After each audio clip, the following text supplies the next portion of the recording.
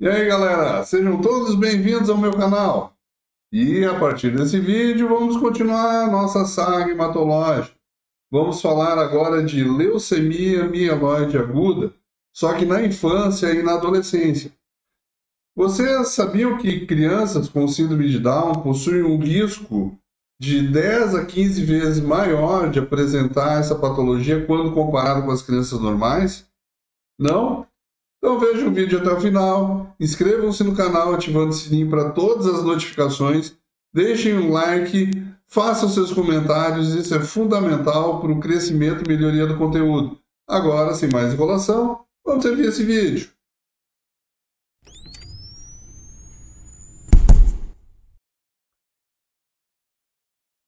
Então, amigos analistas clínicos, fanáticos por grandes leucocitoses, vamos nesse vídeo conversar sobre leucemia mieloide aguda na infância e na adolescência. A leucemia mieloide aguda, ela é, na maioria dos casos, uma neoplasia infrequente e com uma etiologia também indeterminada. Sem o tratamento específico, ela vai ter um curso fatal em curto espaço de tempo. Bom, em relação à etiologia, a leucemia mieloide aguda é, na maioria dos casos, de origem indeterminada. No entanto, doenças de natureza genética, alguns agentes físicos, como radiações ionizantes, alguns produtos químicos ou medicamentos, provavelmente também usados em tratamento de outras neoplasias, podem estar envolvidos no desenvolvimento de leucemias. Também já foi evidenciado um risco maior do aparecimento da leucemia mieloide aguda em filhos de mães que usam ou consumiam a maconha. Na patogenia, apesar da natureza monoclonal da leucemia mieloide, o fenótipo dessas células pode ser muito diversificado. Por vezes é aparente o comprometimento de várias linhagens que podem abranger as séries mieloide ou monocitária, eritroide e plaquetária. Nas leucemias mieloide agudas, na infância, tem um comprometimento mais frequente da linhagem granulocítica e monocítica. Com a identificação de um número cada vez maior de genes mutados nas leucemias mieloides agudas, foi desenvolvida uma teoria da necessidade de haver a cooperação de duas classes de mutações caracterizadas funcionalmente e não apenas por uma aberração citogenética. As chamadas classe 1 ativariam a via de transdução de sinais e as classe 2 envolveriam fatores de transcrição ou componentes do complexo transicional. A classificação das leucemias mielocíticas agudas. Então, devido à grande heterogeneidade morfológica dessas leucemias, um comitê francês, americano e britânico, com a sigla de FAB, foi constituído para analisar e propor uma uniformização da nomenclatura. E esse trabalho ele foi baseado numa análise de esfregaços de medula óssea e sangue periférico, curados por técnicas derivadas da coloração de Romanowski e complementadas também por reações citoquímicas, e ele foi divulgado pela primeira vez em 1976. E nessa classificação foram caracterizados 6 tipos morfológicos.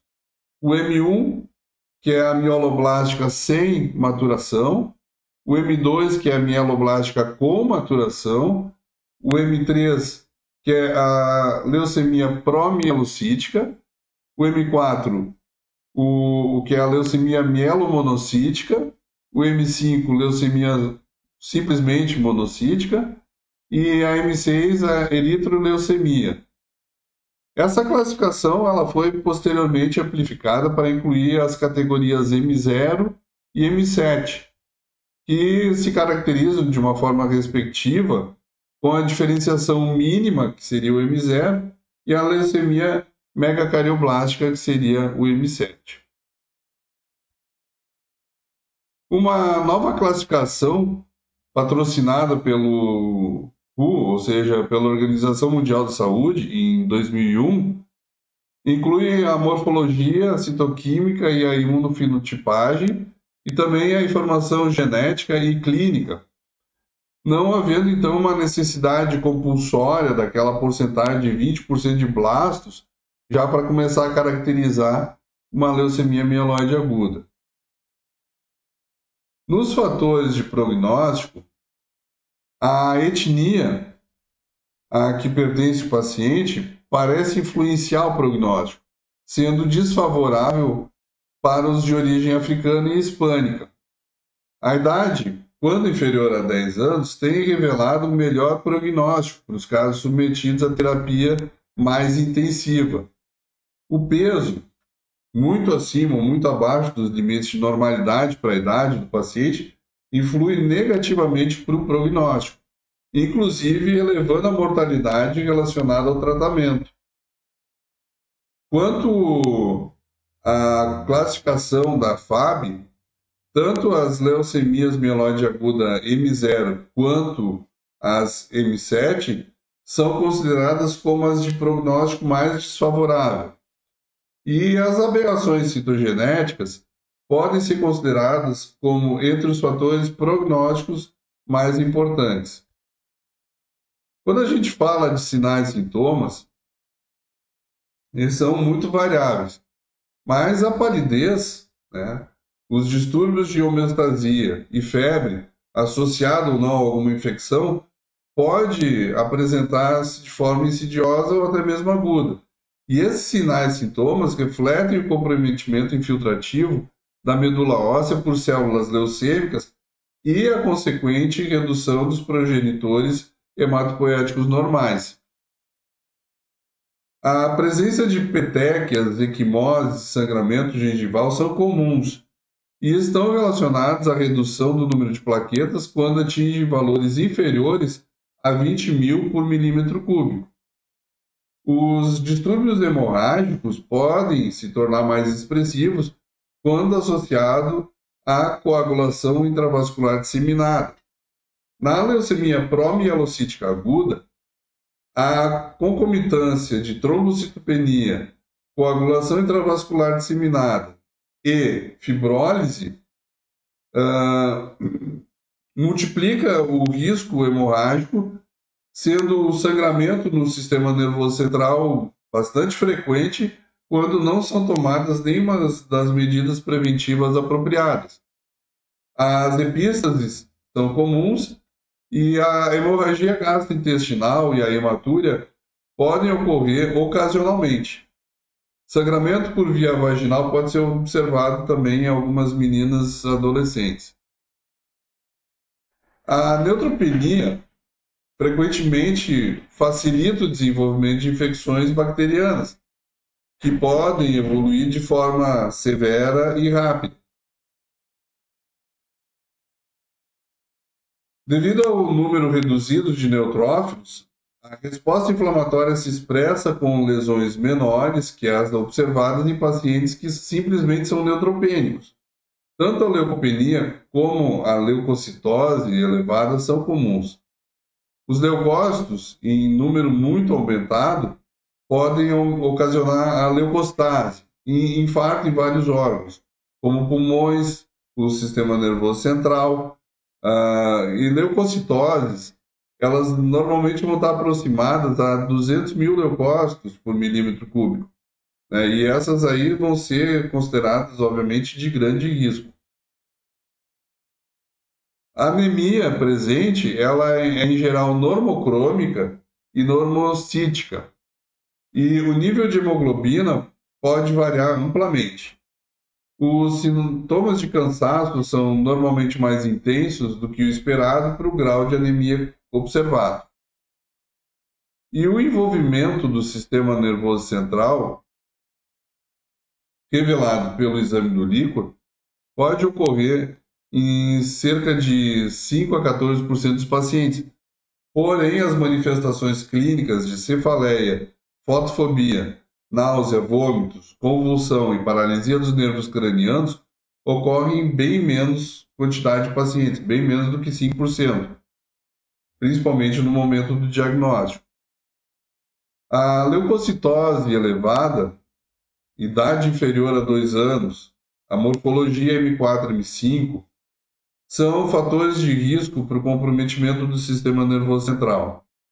A leucostase do sistema nervoso central pode levar a um quadro de torpor e insuficiência respiratória atribuído à infiltração no centro respiratório. Vamos falar um pouquinho daqueles pacientes, então, com síndrome de Down. Eles podem ter uma leucemia chamada transitória. Estima-se que cerca de 10% dos recém-nascidos com síndrome de Down possam ser portadores desse mal de evolução geralmente autolimitado. Denominada também de doença mieloproliferativa transitória, ela é diagnosticada ainda no período neonatal, frequentemente assintomática, mas às vezes de apresentação clínica com grande comprometimento sistêmico, podendo se apresentar hidropsia fetal, derrame pleural, derrame pericárdico, ascite, hepatosplenomegalia maciça, uma fibrose hepática e falência de múltiplos órgãos que eventualmente podem culminar com um desfecho fatal. A doença mieloproliferativa transitória, ela desenvolve-se especificamente nas células com trissomia do cromossomo 21, nos pacientes com mosaicismo. Laboratorialmente, ela se apresenta com um quadro citológico semelhante às leucemias mielocíticas agudas, por vezes com grandes leucocitoses que podem atingir níveis superiores a 160 mil por milímetro cúbico, o que sugere um prognóstico muito ruim. Imunofenotipicamente, os blastos têm origem megacarioblástica na quase totalidade dos casos, mas sem a conotação do mau prognóstico observado nas LMAs dessa linhagem não relacionadas à síndrome de Down. Embora a maioria dos pacientes com doença mieloproliferativa transitória evolua para a cura, aproximadamente 20% dos casos podem desenvolver a chamada leucemia do paciente com síndrome de Down, subsequentemente a doença mieloplásica transitória em níveis ou períodos variáveis de meses até em torno de 3 anos. Também tem a leucemia mieloide aguda. Basicamente, tanto a doença mieloproliferativa transitória quanto a leucemia do síndrome de Down, eles apresentam uma mutação no gene GATA1, que desempenha uma função essencial na especificação e na maturação dos progenitores de células eritroides e também das células megacariocíticas. Devido à mutação desse gene, é codificada uma proteína truncada com perda de domínio de ativação representada pela fração N-terminal. Clinicamente, a fase inicial dessa leucemia pode apresentar uma evolução não comparável com as outras LMAs. O critério da Organização Mundial de Saúde, que representa a necessidade da presença de 20% de blastos na medula óssea, não se aplica nesses casos. De início, pode ter um período de doença indolente, passando por uma pré-fase sugestiva de mielodisplasia, em que se observa uma trombocitopenia, a displasia também de células hematopoéticas, uma fibrose medular, número de leucócitos não muito elevados, como em outras leucemias mieloides agudas. Essa pré-fase ela pode se prolongar por meses ou anos, até que se caracterize como uma leucemia. Por esse motivo, a gente deve considerar ambas as fases como uma entidade única, sem fazer uma distinção entre a leucemia do paciente com síndrome de Down e a mielodisplasia. A leucemia do paciente com síndrome de Down ocorre geralmente antes dos 5 anos de idade e, em média, perto dos 2 anos de idade. Agora vamos falar um pouquinho do tratamento da leucemia mielocítica aguda. Ao longo das 3 últimas décadas, houve um incremento substancial na sobrevida dos pacientes com leucemia mieloide aguda. Nas crianças, adolescentes e adultos jovens, já foram alcançados índices de sobrevida acima de 70% e de remissão em torno de 80% a 90%. Isso é muito bom, né? Quando esses pacientes receberam o atendimento, principalmente nos centros especializados, ou também chamados os centros de excelência. Entre os fatores que facilitaram esses resultados, pode ser destacado a maior intensidade do tratamento, a estratificação dos grupos de risco, o aprimoramento dos cuidados de suporte, incluindo a amplificação do número de antibióticos, uma maior disponibilidade do transplante de célula-tronco hematopoética, tanto de doadores aparentados, como nas modalidades não aparentadas, ou até mesmo sangue de cordão. E mais recentemente, o transplante de célula-tronco hematopoética com células haploidênticas. Temos também o tratamento pós-remissão. Essa fase ela tem como alvo a DRM, ou doença residual mínima. Estima-se que, ao ser alcançada a remissão completa, possam ainda ser viáveis no paciente mais de 10 na 9 células leucêmicas, o que corresponde a um número inacessível à detecção da medula óssea por microscopia óptica. E o tratamento após as recidivas. Na leucemia mieloide aguda, a recidiva da medula óssea é o evento responsável pela maioria das mortes nos pacientes tratados, exclusivamente com quimioterapia. A resistência a múltiplas drogas é um fator limitante da eficiência do tratamento quimioterápico e continua sendo objeto de investigação para melhorar a sobrevida dos pacientes. A abordagem terapêutica durante a fase de recidiva depende de fatores como o subtipo da leucemia, o período livre de doença, a terapia utilizada inicialmente e, nos casos considerados de melhor prognóstico, que apesar de disporem de um doador aparentado recebendo quimioterapia, o transplante imediato durante a chamada fase de recidiva mínima, ou mesmo após a segunda remissão, é o procedimento indicado. O transplante do paciente recidivado, sem indução prévia da remissão, parece ter uma eficiência equivalente ao realizado após a remissão, visto que as complicações e eventual refratariedade que possam ocorrer com a quimioterapia de indução. É, no entanto, importante analisar alguns aspectos, como a terapia utilizada anteriormente e a duração do período de remissão. No tratamento de suporte, antes do início do tratamento específico, são essenciais as medidas de suporte que visam reduzir os riscos relacionados às alterações de hemostasia, desequilíbrio metabólico, hiperleucocitose e algumas infecções. As manifestações de sangramento são predominantemente causadas pela trombocitopenia. Os níveis de segurança em que devem ser mantidas plaquetas não estão bem determinados nas leucemias mieloides agudas, não promielocíticas, enquanto que o limite inferior a 20.000 por milímetro cúbico é recomendado em algumas instituições.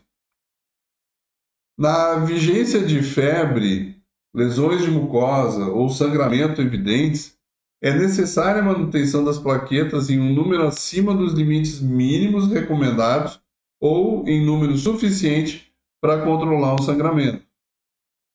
Em geral, de 6 a 8 unidades de concentrado de plaquetas por metro quadrado de superfície corporal é a quantidade mínima recomendável para a primeira transfusão. As plaquetas normalmente vão ser provenientes de um pool de doadores, como as derivadas do sangue de um único doador, que também podem ser usadas nesse caso. A irradiação de produtos derivados do sangue é bem aconselhável também. O número de leucócitos de 100 mil por milímetro cúbico e principalmente acima de 200 mil por milímetro cúbico são de grande risco. Tanto a leucoferese como a exsanguíneo-transfusão e o uso de hidroxiureia podem ser indicados como urgência. E, por fim, algumas perspectivas futuras. Embora sendo uma doença com uma grande heterogeneidade clínica e biológica, a maioria dos pacientes com LMA, ela é tratada com regimes semelhantes à quimioterapia. A particularização do tratamento, de acordo com o grupo de risco do paciente, é um dos meios que poderia, no futuro, propiciar melhores resultados e menor morbidade. A quantificação da doença residual mínima por análise de alguns marcadores celulares antigênicos ou da identificação molecular de aberrações citogenéticas pode também servir de apoio para a adequação de protocolos investigacionais de tratamento. Bom, gente, não se esqueçam de se inscrever no meu canal, deixa aquele like bacaneco para encher meu coração de alegria. Fiquem com Deus, permaneçam bem, permaneçam seguros e até o próximo vídeo.